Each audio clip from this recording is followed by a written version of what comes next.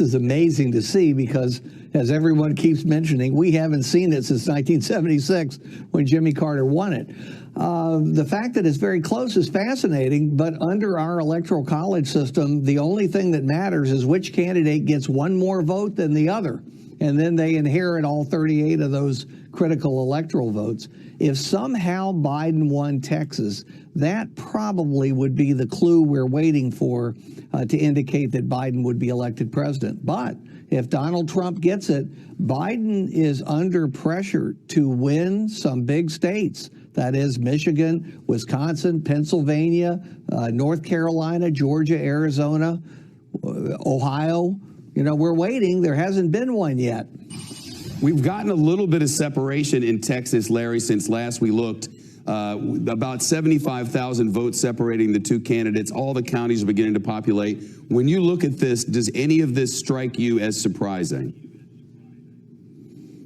Well, this is pretty much what we were expecting based on all the pre-election polls and some of the discussion in Texas about these two candidates. Again, Trump is ahead. We expected him in my shop to win. I thought he would win by a bit more than this, but then we don't have the final results yet. I think Biden needs a little miracle. Doesn't need a big miracle. He doesn't need a pocket full of miracles, but he needs a miracle, a small one. Let's turn to Ohio now, another one that both candidates have been focusing on. We weren't really sure exactly how this was going to go. It's razor thin in the state of Ohio with 64% of the vote in.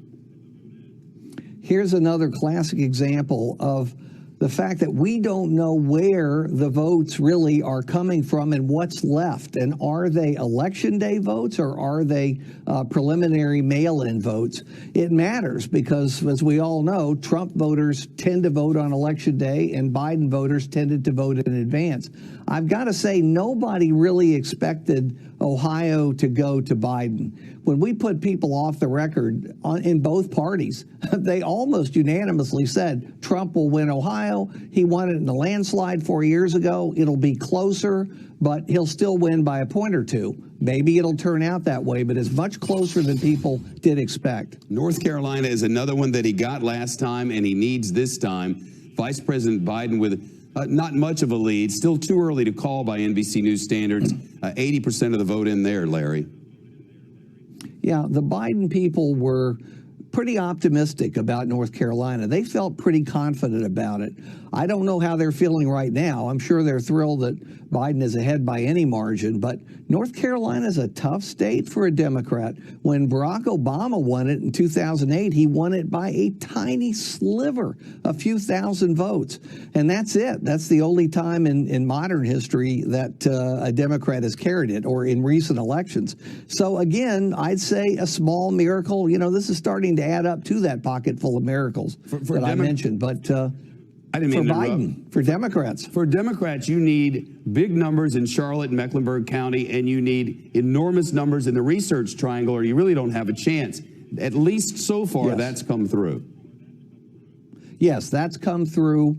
The smaller rural counties, as expected, going heavily for Donald Trump, unless it's a majority county.